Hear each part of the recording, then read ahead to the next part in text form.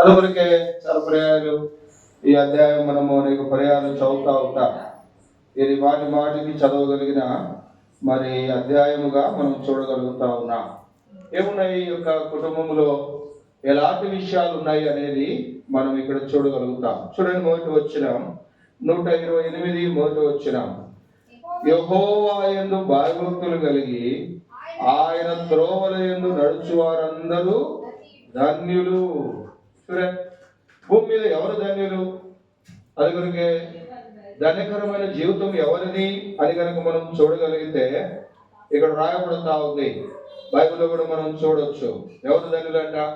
లోకంలో డబ్బులున్న వాళ్ళ, ఆస్తిపాస్తులున్న వాళ్ళ, లేకపోతే చక్కగా ఎంతో విద్యను అభ్యసించిన వాళ్ళ? ఎవరు ధన్యులు?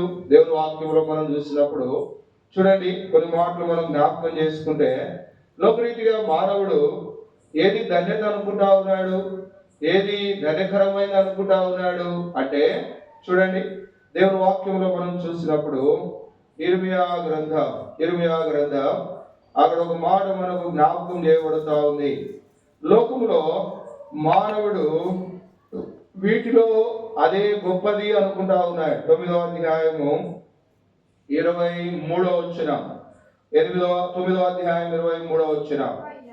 యెహోవా ఇలాగూ సెలవిస్తా ఉన్నాడు, జ్ఞాని తన జ్ఞానమును బట్టి, శూరుడు తన శౌర్యమును బట్టి అతిశయింపకూడదు, ఐశ్వర్యవంతుడు తన ఐశ్వర్యమును బట్టి అతిశయింపకూడదు.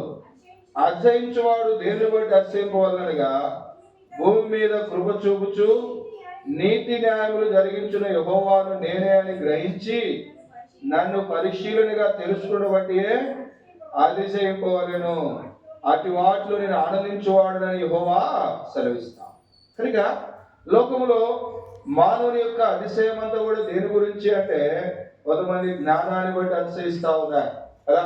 అందుకొరకు చాలా మంది ఏం చేస్తారు, వారి యొక్క మరి పేరుకు తర్వాత వాళ్ళ యొక్క డిగ్రీ ఏంటిది, వాళ్ళ క్వాలిఫికేషన్ కదా, పిహెచ్డి, లేకపోతే ఇంకా ఏంటిది డాక్టరేట్, ఇంకా దానికంటే ఉన్నతమైన చదువులు కదా, ఇంకా సైంటిస్ట్ అంటే ఇవి చాలా ఘనత కలిగినవే, కాదనడం లేదు.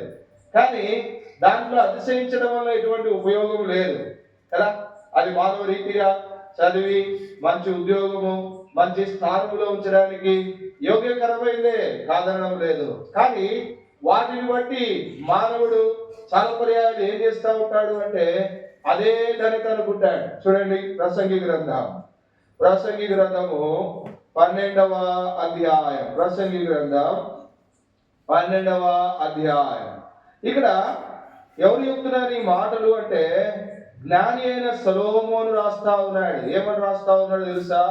12వ అధ్యాయము చదవండి. 12వ అధ్యాయము 12వ వచనం, 12.